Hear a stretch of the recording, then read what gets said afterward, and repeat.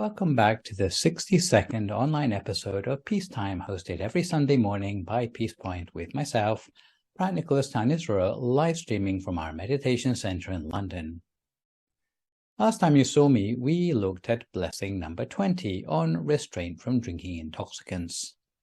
With the Dhamma talk today, we'll continue in our series on enlightened living to the final blessing in the preparation of mind subsection, that is, number 21 on living with intention. So today's session will run to about an hour and 10 minutes, starting with a 20-minute talk about recklessness and non-recklessness in the Dharma, then 30 minutes of meditation and 20 minutes on how non-recklessness can be equated with mindfulness. And I should disclose up front that some of the explanations of mindfulness given in today's blessings are ones I've already mentioned in the latter part of session A23 on mindfulness and the functioning of the meditational mind from back in August of 2020. In the previous blessings, we've already started to lay the foundation for the cultivation of higher virtues by closing the door definitively on any unwholesome behaviors that might cause us to deviate from our spiritual quest. We've already seen specifically the dangers towards our path of cultivation of temptations generally and intoxicants in particular. However, in this grouping, there still remains one possible danger for us on our path of cultivation, namely that we tend to overlook the opportunities that come our way to cultivate ourselves in earnest. Such opportunities are precious and few, and given our short lifespan, if we miss the golden opportunity to work on ourselves, we can never be sure if there will be a second chance. The irony of self-cultivation is that the impurities in our mind may lead us to look a gift horse in the mouth. Because the untrained mind is full of blind spots, it spends the whole time bogged down in unsystematic thinking, unlike the thinking of an enlightened one who would perceive the world as it really is. Even when we are supposedly sober, we spend our whole time drunk with the desires of life, and our thinking is more like an anchorless boat cast adrift in the sea than someone pursuing a spiritual quest. Whenever the mind is without direction, it will almost always fall sway to 5 forms of sensual desire: pretty sights, melodious sounds, tasty food, perfumed scents, and soft things to touch. All we care about is beautiful houses and clothes, and our desires are often insatiable. When material possessiveness dominates the mind, there's no space left for our spiritual vocation to get a look in. Egotism gets the upper hand. When our thoughts are negative speech eventually escapes our mouths, and we find it hard to keep negative actions to ourselves. When we set our mind on doing good things, our inspiration soon fizzles out. Allowing our mind to succumb to such unsystematic thinking is a condition the Buddha referred to as a recklessness or pamato. Because the harm brought by such recklessness, the Buddha advocated non-recklessness at every opportunity. Recklessness may not sound very earth-shattering and probably calls to mind the image of a person running across a road without checking first for traffic. And in this respect, I might explain that the choice of word recklessness may be yet another example where some of the urgency has been lost in translation.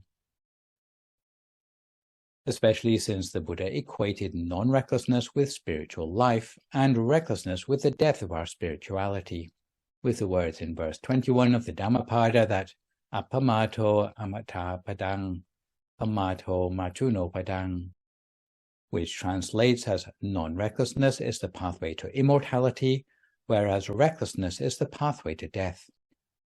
Or again, at Dhammapada verse 28, the Buddha continued by saying that when the learned one drives away vanity by earnestness, by climbing the terraced heights of wisdom, he looks serenely down upon the toiling crowd of fools, as one that stands on a mountain looks down upon those that stand upon the plain.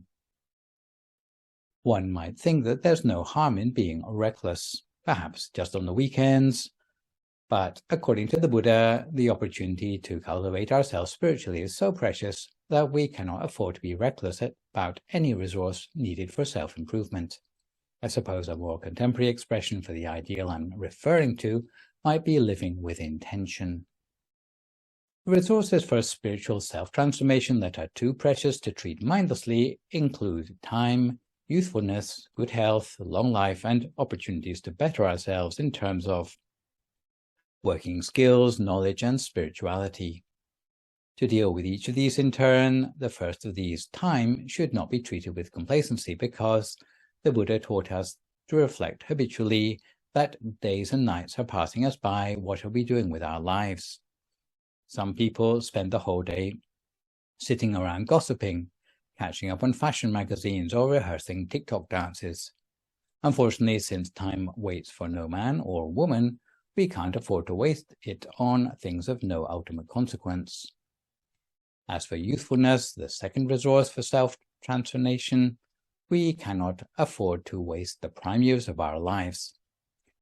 Some people spend their life thinking that they will wait until they have one foot in the grave before getting spiritual. However, in reality, even if you're lucky enough to reach retirement age, by then you will lack the mojo you need for spiritual striving. As for good health, the third resource for spiritual self-transformation, we cannot afford to risk our health on things that are of no ultimate consequence. As for longevity, the fourth resource for spiritual self-transformation is that we cannot assume that we're going to get our 70 years and 10. I'm sure everyone here knows someone younger than themselves who has already passed away.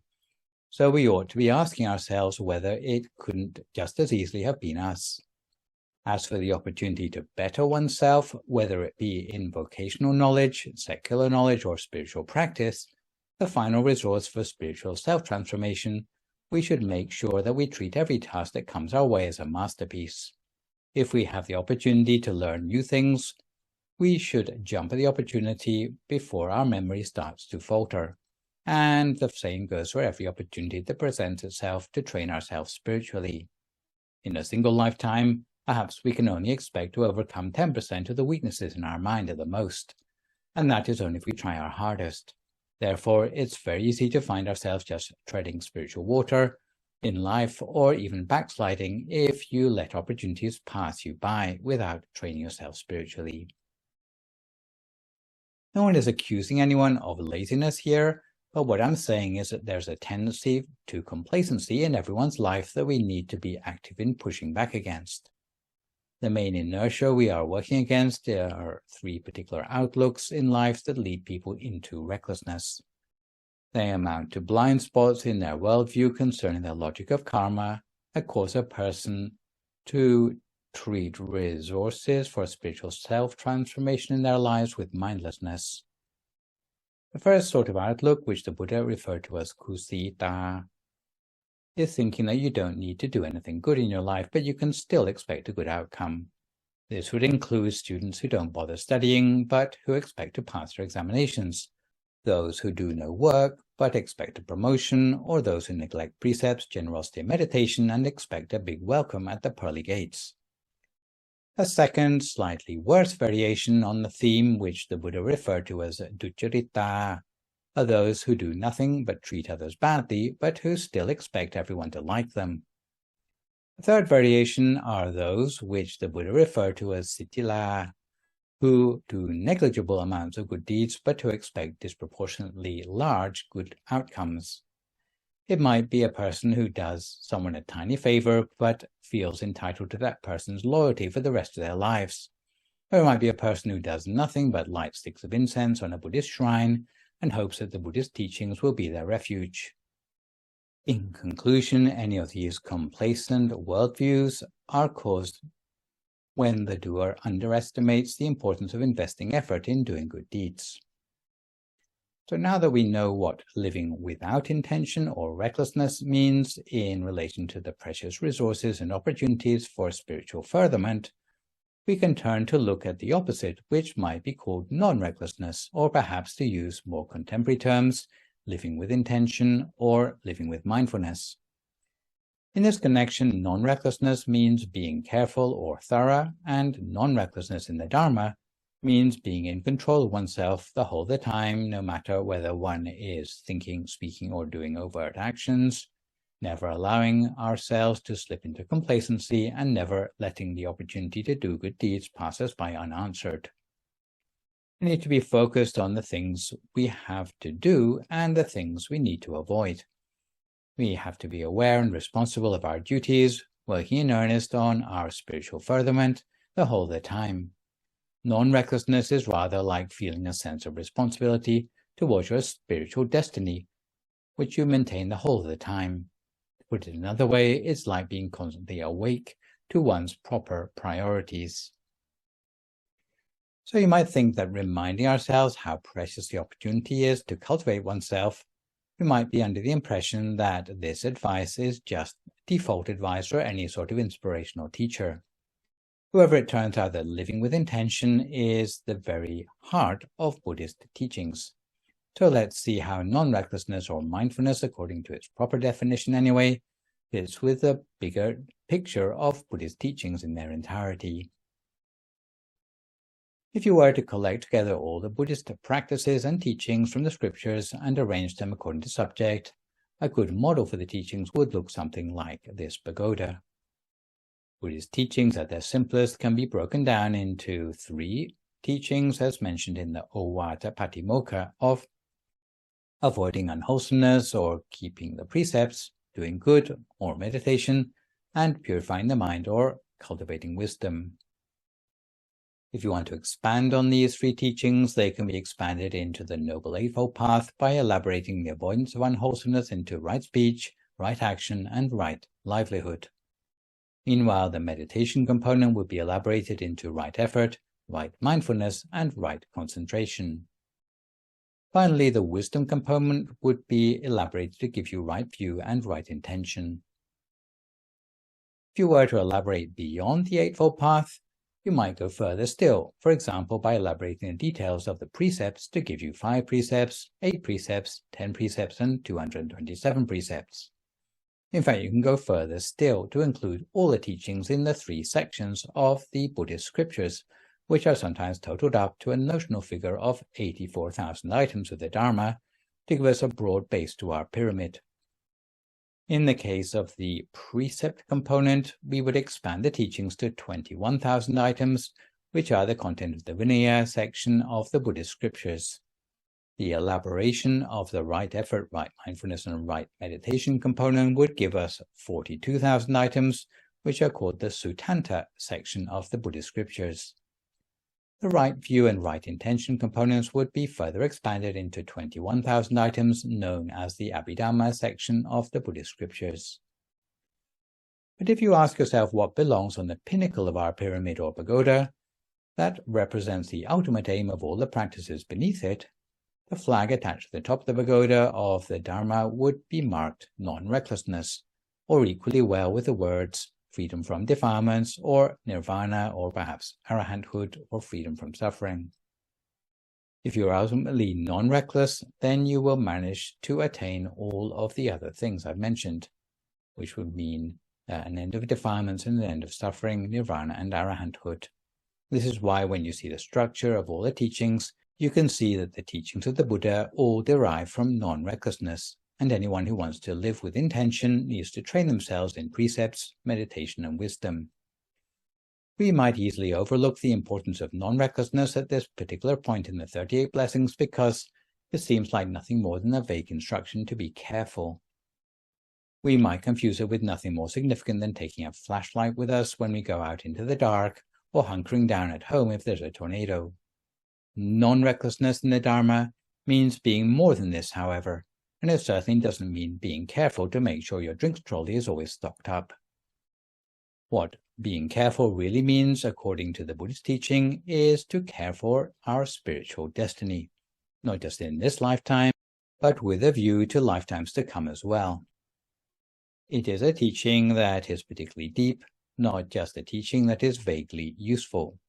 It's a teaching that is at the heart of Buddhism, and some Buddhists, even those who have known Buddhism all their lives, might not fully understand the meaning of non-recklessness if they've not given it due consideration.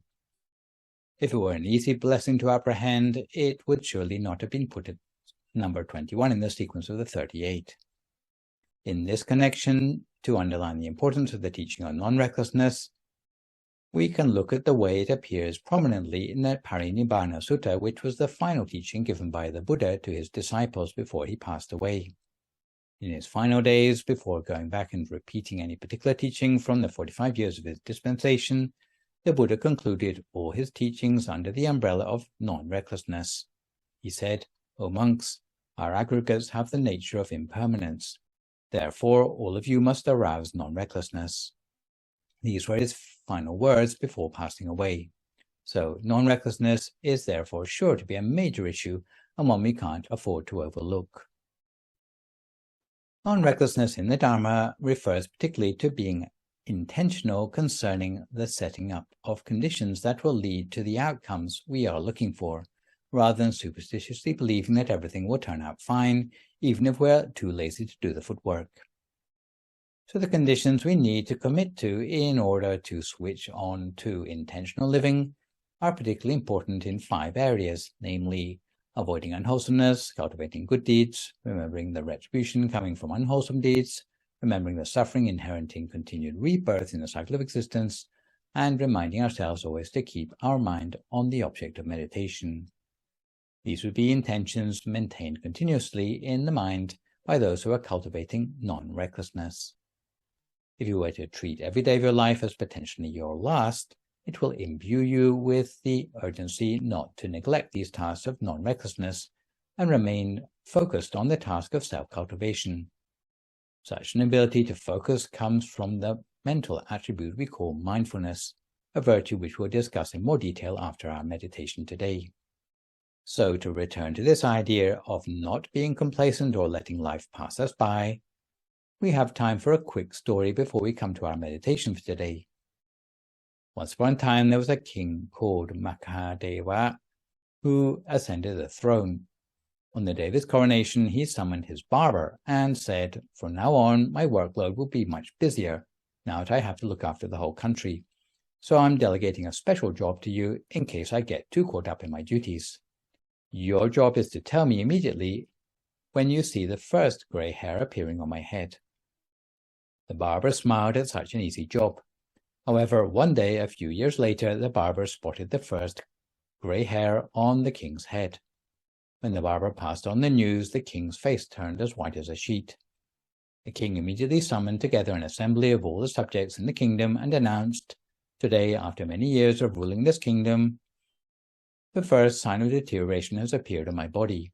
It has therefore come to time for me to dedicate myself fully to the cultivation of good deeds for my own spiritual destiny.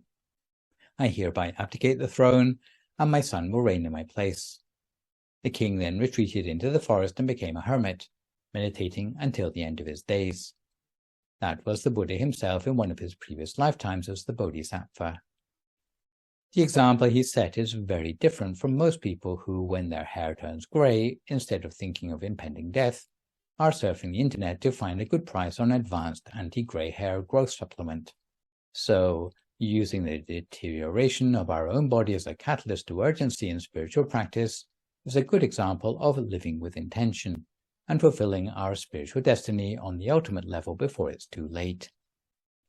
So now that we are a little more well-informed of the danger of recklessness concerning spiritual self-transformation, let's settle ourselves down for 30 minutes of meditation, which today is a recent live recording about unwrapping the inner gift. If at this time you would like to find a comfortable sitting position for yourself as you listen to my guidance.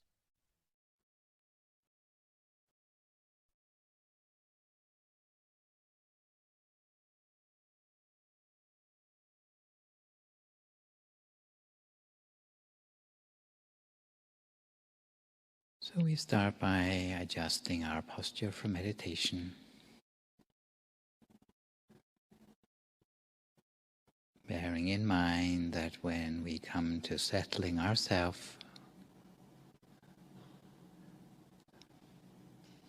for a beneficial practice, generally more haste makes for less speed. So we take the time that we need to make sure we're comfortable and we're in a position by which we're sitting in a relaxed way, whether on a meditation mat or on a chair, by making sure our body is relaxed first of all.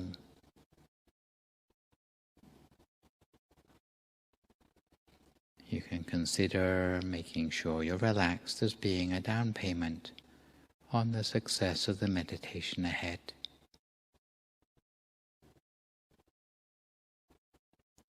So each time we sit for meditation, the main thing we need to do is to bring two things into balance, namely being conscious and being comfortable in equal measures. So when we start out, we focus simply on relaxing our body,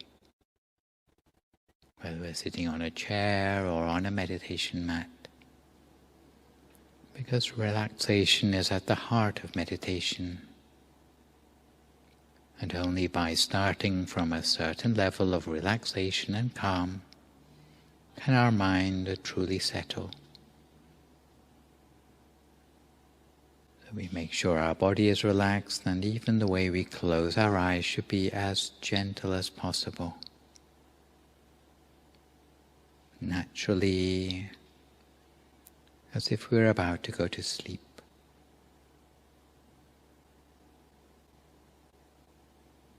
Reminding ourselves that this is a time that we've set aside for ourselves, truly to relax, recharge and replenish our body and mind. And once we've closed our eyes in a natural and relaxed way, we can simply forget about using our eyes anymore.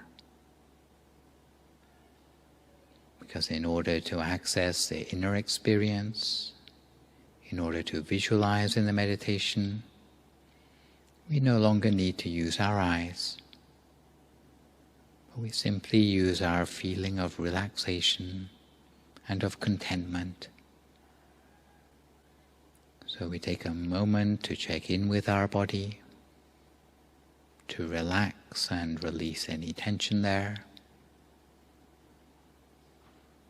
making sure our muscles are free of any hidden stress. And whether we've meditated many times before, or whether this is our first time, we shouldn't overlook the importance of making a body scan in order to make sure each and every muscle of our body is properly relaxed. So we check the way we've closed our eyes is as gentle as possible, and that our eyebrows are free of any tension. We might try conjuring up a small but contented smile on our face, as if we are embracing a tide of relaxation which is flowing down through our body, relaxing and releasing any tension, whether it be in our shoulders, our arms, our hands or fingers. We make sure our back and our legs are relaxed, all the way down to our feet and our toes. And if necessary, we may scan back and forth for a few moments just to make sure any inadvertent tension is gone.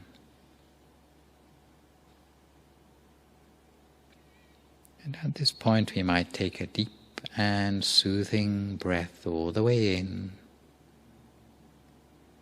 and feel the cool and refreshing air as it fills up our body with relaxation, calm and contentment.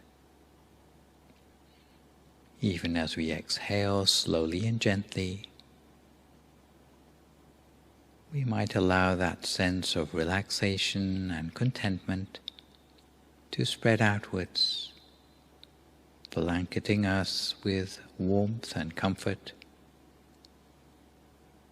allowing us to feel calmer, more relaxed, almost as if our body has become weightless and free of any constriction or tension. And when our body is relaxed, our mind will also start to feel relaxed as well, because in many ways the two are connected to one another. But to help our mind become calmer still,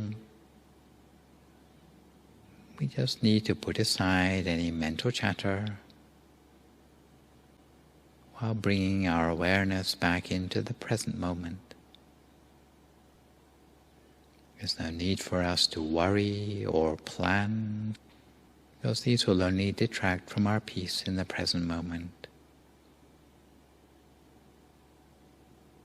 And although life may demand for us to pay a lot of attention to others around us in the world and their well-being, meditation is time for us at least to start with ourselves, to give time to our inner well-being, to make sure our mind is in the right place, a positive place, a brighter place. Because for every second that our mind is in the present moment, contented and patiently observing, and it's as if it is immersed in that beneficial energy arising from the meditation. And this is why every step of the way during our meditation should be a pleasure to us. Every moment of the meditation ought to be one where we are taken into a deeper place of calm and relaxation. So there's no point in worrying about getting to a destination or a goal, because it's more about enjoying the journey. Enjoying the meditation session every step of the way. And if we can engage with the meditation in this way, it will ensure our inner journey is smooth and fluid, and before we know it, we will have reached our destination even without realizing it. So for now, we don't dwell too much on where we're going, because it will only pull us away from the present moment. We try to avoid any expectations or anticipation, while remaining in the here and now, simply relaxing for the interim. And in order to help us to stay in the present moment, we bring our attention to focus at a single point. And that point can essentially be anywhere we like, whether it's at the center of our body, elsewhere in the body, or even outside of us if that's more comfortable. Focusing the mind by whatever method we feel comfortable with, whatever is easy for us to use. It might be visualizing an imaginary object or feeling one. It might be observing what is already there, or it might be using the mantra. The key is to apply our mind gently. And if we're imagining an object, it might be something like the full moon, a sun, or a shining star within. We can imagine it however or wherever we like, as long as it leaves us feeling calm and relaxed. In essence, the visualization or the mantra is just a skillful means to keep us in the present moment and to keep us relaxed, helping our mind to become calm and still. And if the thoughts in the mind are persistent, Then we can call to mind the traditional mantra with the words Samma Arahang, Samma Arahang, Samma Arahang. Or perhaps even use an even simpler mantra like the words brighter and brighter, clearer and clearer, brighter and brighter, clearer and clearer. And every time we repeat the mantra, it's like a soothing lullaby that will coax our mind back to a natural state, free of extraneous thoughts, while allowing the mind to relocate itself in the present moment. Eventually we'll come to a point where all we want to do is relax. And if it's easier for you to make use of a feeling, then it may mean that your meditation entails nothing more than allowing yourself to tune into that feeling of relaxation, doing nothing, simply letting go of every other thing. Simply allowing your thoughts to grind to a standstill in accordance with the advice that is the legacy of the founder of our tradition, that stopping the thoughts in the mind is the key to success. The way we allow the thoughts to come to a standstill is by being relaxed and being calm, allowing the thoughts to grind to a standstill on their own, through whatever relaxation we feel in the here and now. The key is just to be content, simply to focus, to appreciate what we have right now, and not to worry about what's to come or what's lacking. In essence, we already have everything we need to contribute to our success in meditation. As long as we feel calm, comfortable and relaxed, all we need to do is to surrender to that sense of patience and calm. And by patience, I mean the patience not to interfere in the process. In any case, before we know it, this relaxation will begin to grow and expand, allowing us to feel more and more content. Because inner peace, the gift of true happiness, has always been there within us. And the key to unwrapping that gift is simply to be content, to let go and to relax. And that gift of inner peace will gradually unwrap itself, releasing inner contentment and the brightness that has always been within us, waiting for us to reconnect with it. So for now we take this precious time together simply to follow our feeling of relaxation, to allow it to guide the mind back within ourselves. And with every second that passes in our meditation, we'll feel a little bit more calm, a little bit more relaxed, while our mind becomes clearer, brighter, more skillful by increment.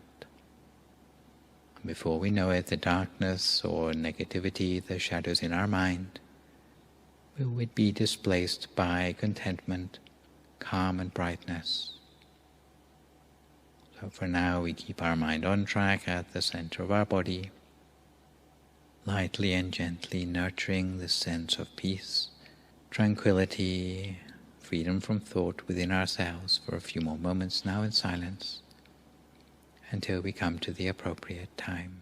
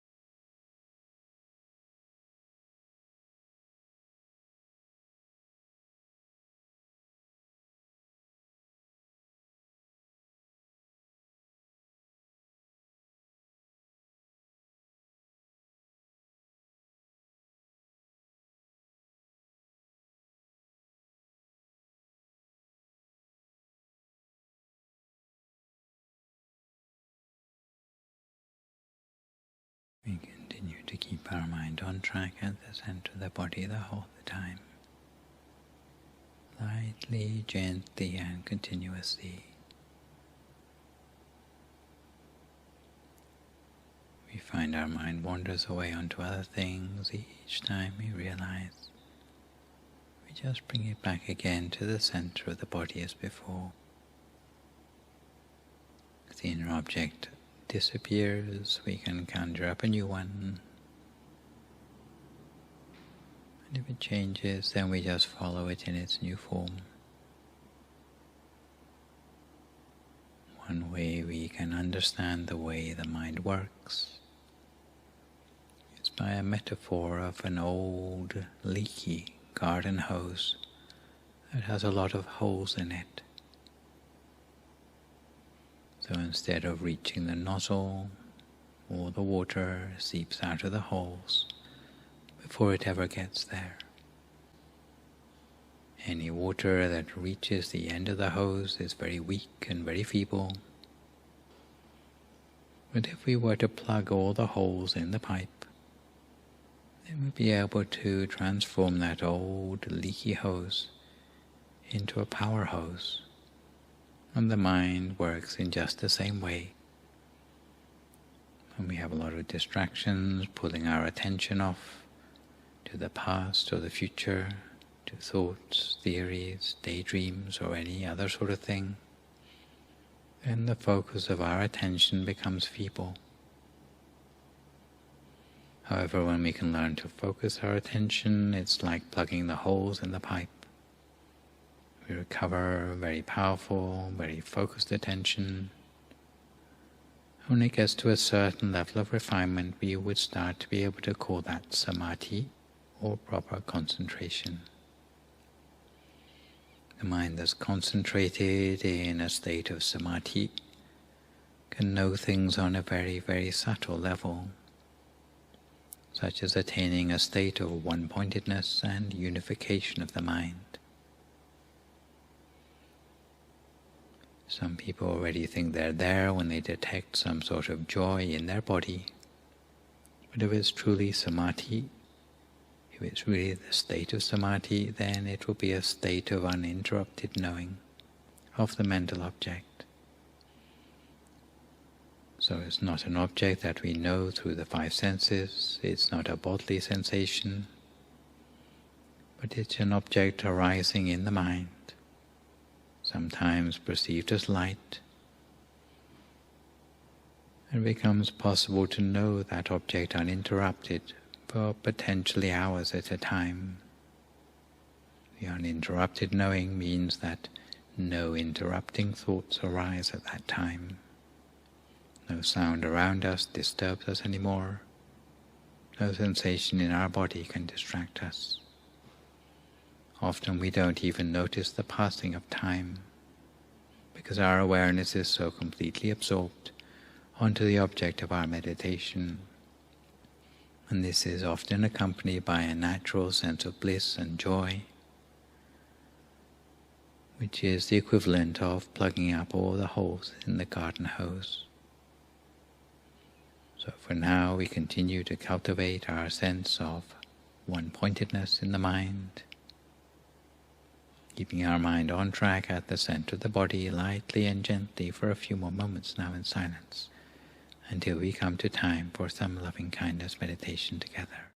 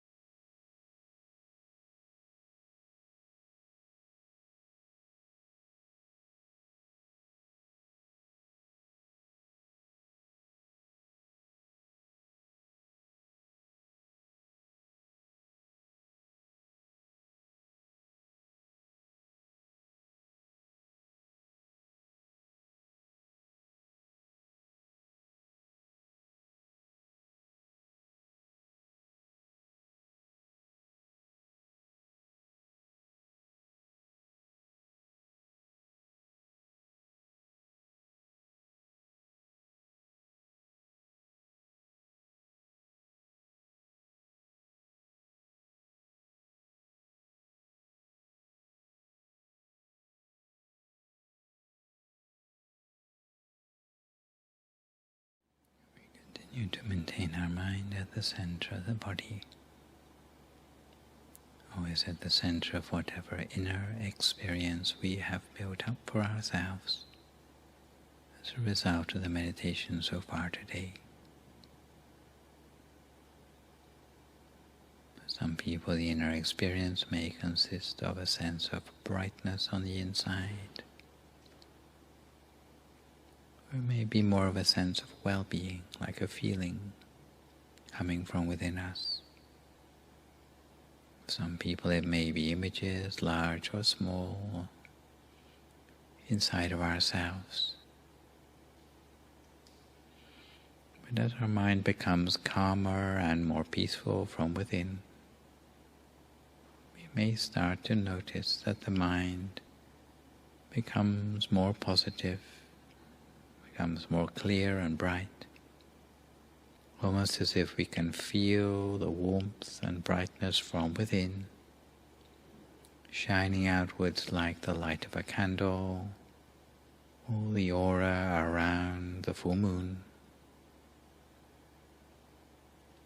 Simply by relaxing our body and our mind, it's as if we can remove the shadows from our mind, the shadows of negativity in the mind. And as our mind becomes clearer, brighter, more positive, it will attract things of the same nature into our lives too, all the things on the same wavelength, whether it be positive situations, things, people, or opportunities. And it's why it's said that when your mind is in the right place, then the rest of your life will also fall into place. So now that our mind is brighter, clearer, and more positive, we take the time to spread this positivity, allowing the brightness to spread as if we would spread a smile across our face. But in this case, it's like an inner smile, a true smile from within, that we can spread and share to others. Because of the potential of the mind, this positivity can be shared outwards for the benefit of our friends, of our family, of our loved ones, simply by imagining their faces or their names, extending that positivity together with a wish that they be happy, healthy, as well as having the chance to meditate, so that they too can find their own sense of inner contentment and inner peace. We can imagine almost as if the calm that we feel within, the relaxation that we feel right now, the warmth and brightness within us, is shining outwards to pervade all sentient beings with that same warmth and contentment. And as the light of positivity grows beyond ourselves, outwards to our family, friends, others sharing our neighborhood, transcending differences and distances, we feel that we're connected together through this positivity, by this peace that we feel together. This is how the world can become a brighter place, starting from ourselves. So from a better you, it comes to mean a better world for all. So we continue to spread our positivity, good intentions, good wishes for ourselves, for our family, for our friends, wishing them all to be healthy, happy, and protected from any negativity, danger, sickness, now and forevermore, for a few more moments in silence.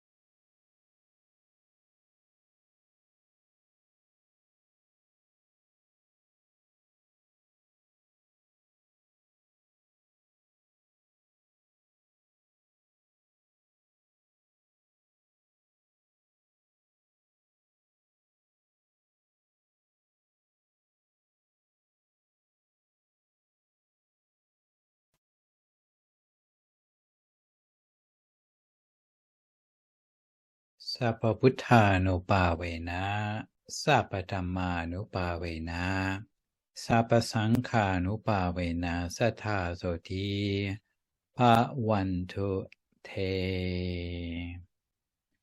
So if you'd like to come to the end of your meditation for today, you can gradually open your eyes again. If you feel at all uncomfortable, then slowly try changing to a more comfortable position before gently finishing your practice. So to come gently back to our subject matter for today, we continue to explore living with intention with the thought that the word mindfulness, according to its Buddhist definition, actually goes a long way to establish the personal characteristics which we're looking for in this blessing. Mindfulness is something I'm sure you've already heard a lot about. It may be one of the reasons that you got interested to learn meditation in the first place, because it's like a buzzword for the benefits of meditation, or at least it should complement the meditation we already practice. Where meditation is something you would do when you're sitting with your eyes closed on your meditation mat, mindfulness is a way of training the mind that takes place outside the meditation practice when you're doing other things. Mindfulness helps to bring the meditation you've attained during your sitting practice out into the other aspects of your life. You'll have heard trending hashtags like the mindfulness revolution, and today we will talk about some of the meanings of mindfulness as it was traditionally understood, because so-called Mac mindfulness has tended to overlook some of the most important features that it was originally intended to convey. One of the downsides of what sociologists call the process of Western cultural appropriation. So how do Buddhists define mindfulness? Originally, mindfulness was defined as a sort of recollection, remembering or discernment between good and bad, right and wrong, motivating you to think, speak, and act in a good way, without forgetting yourself and without being distracted by your senses, and always with wise reflection. This was the original definition of mindfulness. Some Western meditation teachers, however, characterize mindfulness as merely bare or undiscerning attention, otherwise known as going with the flow. The Western version of mindfulness often means that so-called meditators do things at half speed, feeling virtuous about sitting idle or remaining in equanimity when faced with life-threatening danger. Mindfulness, in its traditional meaning, by contrast, would probably help you to realize that it's better to run away from dangerous things. Mindfulness should not be just exclusively a passive quality. If you understand the full meaning of mindfulness, you would also realize it requires some effort to cultivate. It's not just something that babies and children are born with, because children can also sit there and be passive and not do anything. It doesn't take a great deal of training. By contrast, although the traditional meaning of mindfulness may mean observing without judging things, it also means understanding their true nature on a deeper level. Within Buddhism, mindfulness is something quite central to many teachings. What's known in Buddhism as non-recklessness is based very firmly on this idea of being mindful. Recklessness to you might mean something like running across a highway without looking right and left first. But recklessness in Buddhism can mean much more than that. It can mean anything that jeopardizes your spiritual cultivation, and mindfulness would be the character quality that helps you to prevent such jeopardy. Despite the commercialization of certain types of mindfulness, it is a subject that is currently very much the flavor of the decade, with a lot of scientific researchers. This wasn't always the case. If you look back to the 1990s, you can see the number of papers published on mindfulness was only a handful per year. But these days, the number has increased exponentially, and there are currently several peer-reviewed journals devoted entirely to research on mindfulness. So evidence-based research on mindfulness is part of why meditation has become much more mainstream. But generally speaking, the research has not been on the mindfulness in the traditional sense of the word. The Freiburg Mindfulness Inventory, for example, limits itself to the factors of being open to the experience of the present moment, being aware of your body while doing other activities, bringing the wandering mind back to the experience of the here and now, appreciating yourself, paying attention to what's behind your actions, not judging your mistakes, feeling connected to the here and now, accepting unpleasant experiences, being friendly to yourself when things go wrong, watching your feelings without getting lost in them, pausing rather than reacting to difficult situations, experiencing moments of inner peace in spite of hectic surroundings, avoiding impatience with yourself and others, and being able to smile when you know how you sometimes make life difficult. By contrast, the traditional conception of mindfulness is as a means of uprooting greed, hatred, and delusion from the mind, and it has 4 properties. Firstly, mindfulness prevents the mind from wandering. So, of course, the mind likes to wander, the phenomenon of the so-called monkey mind. But if, through meditation, we can bring the mind back each time it wanders, little by little, even monkeys can be trained. Bring the mind back each time it wanders, little by little, even monkeys can be trained. In Thailand, on Koh Samui, and in Surat Thani, they have training schools for monkeys with a 3-month course where monkeys can be trained to collect coconuts. So even monkeys can be trained. So your monkey mind should be no great challenge. If it wanders, then you just use your mindfulness to bring it back to your center each time. Secondly, mindfulness prevents moods and feelings from hijacking the quality of your mind. Let's say you feel angry. Well, everyone feels angry from time to time. Even monks feel angry. But with mindfulness, you don't let the anger take over. You have to use mindfulness to remind yourself that you are not your anger. And if you have got a lot on your mind, thoughts for example, mindfulness will prevent thoughts from proliferating without end. There may be some things that you find upsetting to think about, but it's also your choice to stop thinking about those things that upset you. If you are mindful, then you can actually catch unwanted thoughts before they get under your skin.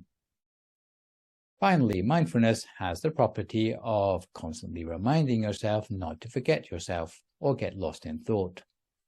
To put this in a way modern listeners might understand more clearly, it is an awareness of the present moment. For example, you may be washing your dishes by hand, but your mind may be on something completely different, like, what am I going to do when I've finished washing the dishes, because this task is boring and meaningless? Or, without mindfulness, you generally don't actually enjoy washing the dishes because your mind is never actually focused on what you're doing. As a result of that, you may drop things or you may not get the dishes squeaky clean. Instead, you should focus on what you're doing until you've finished it, before turning your focus of attention to the next task. You'll be much more present in the moment, and your focus will lend a quality of reflection and understanding even to mundane tasks, which will make those things much more meaningful. So this is what we mean by self-awareness, being present in the here and now, because things don't change in the future and you can't redo your past. The only things that you can change are in the here and now, the task you actually have your hands on. These are the 4 traditional properties of mindfulness. So let's move on now to some of the benefits of mindfulness, and I will go through these quite quickly and in more colloquial language. Firstly, by being mindful, you can set up a sort of barrier between how you feel physically and how you feel mentally. Okay, your body may have some discomfort, but with mindfulness, you are not going to let that physical discomfort seep through into your mind in a way that's going to ruin your day. As you can imagine, this takes some practice. Secondly, mindfulness helps us not to get stuck in selfish or blinkered perspectives, but instead to see the bigger picture, objectively. I guess in the present day, you could say that mindfulness helps you to become more of a woke person. Thirdly, mindfulness provides you with the penetrative insight to see through to the roots of the problem, not just see the superficial symptoms, so that you can discern the way to solve a problem for good. It's like, do you keep on mopping up the water, or do you find out where the pipe is leaking? Finally, mindfulness adds a dimension of self-purification to whatever you do, say, or think, to transform that action into something that will purify you to become a better person. So, Mindfulness brings at least 4 benefits because it is a sense of awareness or a sense of conscience which you take with you into every activity. So, having looked at the properties and benefits of mindfulness, now we turn to the traditional functions of mindfulness. Mindfulness allows you to be suspicious of things deserving suspicion and protect yourself from dangers, even those dangers that might seem superficially small or insignificant.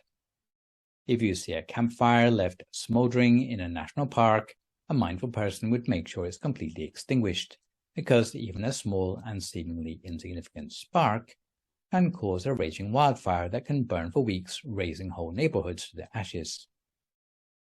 Secondly, in every task there is a line beyond which risks start to occur. If you are mindful, even though it may be quite a mundane task, you'll be able to see where that line needs to be drawn. For example, you may like your children to be happy, but you shouldn't let them take pleasure in things that may be dangerous to them. So you have to draw a line somewhere, but discerning exactly where the line lies, that is where mindfulness comes in. Some people start out doing something and feel happy with it, but if they are smart enough to realize, I'm going to have to do this every day of my life from now on, maybe they will pace themselves. So with mindfulness, you would start out as you mean to go on, with a long-term view that I'm going to make sure I enjoy the journey because I'm in this for the long run. Furthermore, mindfulness gives you a timely reminder, almost like an alarm clock or a catalyst. Some people might like to lie about in bed all day because it seems so peaceful and calming. However, mindfulness is not always just a passive quality.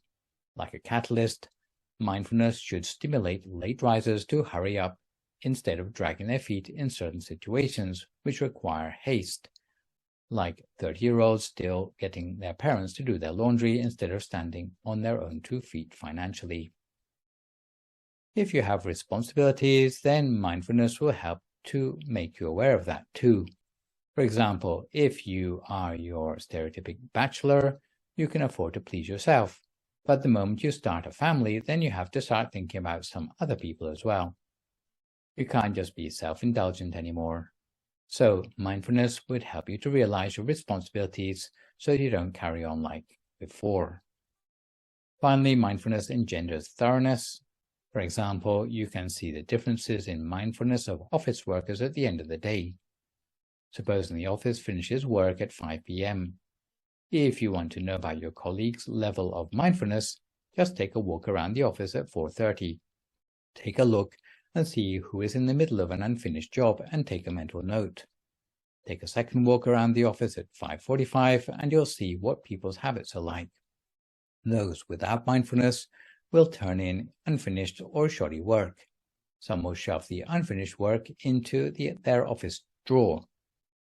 During the working day, everyone looks quite well organized. It's only when you're nearing the end of business that you will see the difference in mindfulness between your colleagues. Finally, let's look at some traditional metaphors for mindfulness. The people of old compared mindfulness to the main supporting pillar because no other virtue can be cultivated without awareness. Without mindfulness, every other sort of good thing which you do in your life will collapse.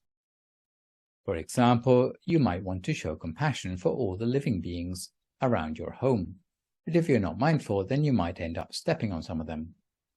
Or if you're not mindful, then you may end up saying things which you don't mean. So mindfulness is like a supporting pillar upon which other things like your truthfulness or your sense of compassion depend. You need to have mindfulness to turn every situation into something positive. Sometimes mindfulness has been compared to a doorkeeper or maybe a bouncer, would be a more contemporary word for this. Doorkeepers have a very important task because they size up people at the entrance of some reputable establishment. And if they feel like the clientele is not up to the high standards of the establishment, then they don't let them in. But if the client looks like they are not going to cause any trouble, then they let them in. Mindfulness can perform the same function when it is considering the sort of sensory stimuli to let into your mind. so it has the important role in the sensory filtering. Some things, once they get past the filters of your mind, can create havoc inside. Think of what happens with a clear plastic cup if you pour in boiling water. It will get distorted and melted in a way that can never be recovered from. In the same way, this is why we protect children from certain experiences, because they cannot unsee those traumatic things, and it may affect them adversely for the rest of their lives. Some things may not be traumatic immediately, but they can trigger a delayed effect that leads to much worse things later on. So mindfulness would filter out an experience before it gets to the point where it's going to hijack the quality of your mind.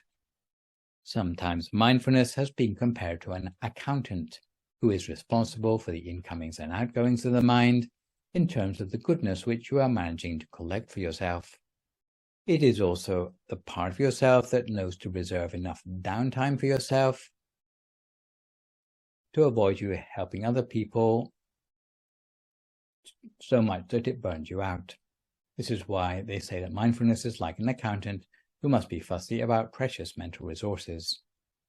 Finally, mindfulness has sometimes been compared to a ship's rudder, which keeps a ship on course for its long-term destination, even though it may be a long journey ahead. So mindfulness can keep you on track, and it doesn't let you lose sight of your goals in life. Without a rudder, a ship will go in circles. It uses up all its fuel, but it gets nowhere. Similarly, mindfulness stops us from getting waylaid before we reach our long-term spiritual goals. So before we finish today, I have a story about non-recklessness that goes back to the final days of the Buddha's life. When the Buddha knew that he was approaching the time when he must enter parinibbana, he announced to his congregation that anyone with remaining doubts concerning the Dhamma should come to him and ask their questions within 3 months. Many of the followers of the Buddha, even the monks, were so sad that they cried with grief. One monk, Supata, however, did not cry, but withdrew into the forest to intensify his own practice. He practiced meditation, walking, standing and sitting, never allowing himself to lie down. He trained himself in mindfulness the whole of the time. Someone went to the Buddha and accused the monk of disrespect, saying that even though Supata knew the Buddha must pass away soon, he had not come to pay his respects. The Buddha summoned Supata and asked, "Why have you abandoned the community?" Supata replied, "I reflected that I have still not attained any of the stages of enlightenment as a result of my meditation practice. If I am stuck in my practice even when the Buddha is still with us, what will I be like when you are gone? Therefore, I am practicing to my utmost in the hope that the Buddha will be able to help clear any obstacles that may crop up in the course of my practice during this 3 months." The Buddha then praised his answer and said, "Other monks should take this monk as their example. He has done correctly and is an example of non-recklessness." Not long afterwards, Supata was able to become an arahant before the Buddha entered parinibbana, and he was the last of the monks to become enlightened before the passing of the Buddha. This might seem like a very high level of practice, which is surely not applicable to us, but even on meditation retreats, when retreatants know for themselves that they are close to making a breakthrough in their meditation, it would be wrong to waste time chattering and joking with their friends. Instead, they may need more time to themselves, more solitude and practice, so that they can secure progress in their meditation and only then return to their usual gregarious self. So in conclusion, in this blessing, we have seen that a traditional definition of mindfulness comes very close to what Buddhism would call non-recklessness in the Dharma. In order to cultivate non-recklessness in the Dharma, one needs to make the cultivation of wholesomeness a regular daily activity, without exception or excuses, whether it be the practices of being generous, keeping the precepts, or meditation. You may even look out for the opportunity to take temporary ordination for a while, or to keep 8 precepts in the temple, and you would maintain your mind on your object of meditation throughout your waking hours, while reminding yourself of impending death in order to maintain a sense of urgency in your spiritual vocation. Mindfulness is therefore more important to our spiritual destiny than just going with the flow or chilling out. A true definition of mindfulness includes a sense of upholding conscience and integrity. It includes a sense of care and also the wisdom to see deeply into everything that we're dealing with, even the mundane things. The result of mindfulness would be to give a sense of quality in life. When we can cultivate meditation, we might be quite proud of ourselves and get a warm, fuzzy feeling. But if we have a sense of mindfulness throughout the day as well, in between meditations, then it will keep that good feeling going in other activities besides meditation. It will mean that many of the things that were causing you frustration in the first place, that were perhaps the reason you took up meditation, will no longer impact you because you took care of them by mindfulness before they got extreme enough to disturb your meditation. So mindfulness is something that ideally goes hand in hand with meditation, so that sleepwalking through life is upgraded to living with intention. So this session I've introduced to you Blessing 21 on living with intention. For my next live session online, which will, fingers crossed, be a week on Sunday morning, we'll make a start on the 7th group of blessings with Blessing 22 on respect. For good measure, I'd like to remind viewers that you can email your questions about meditation or what you've heard in the lecture to the email address that you can see spelled out in the slide. I'll do my best to answer these on my next session. In the meantime, try to avoid recklessness or complacency as we continue to deal with the knock-on health and social effects of the pandemic. Maintain a positive mood, speak only positive words, forgive others, extend good wishes to others, and meditate daily. Hopefully, as a result of today's session, you will have a better understanding of how to live with intention through the practice of mindfulness and non-recklessness in the Dharma. So for today, this is me, Phra Nicholas Thanissaro, signing off for now. So long, folks, and stay safe.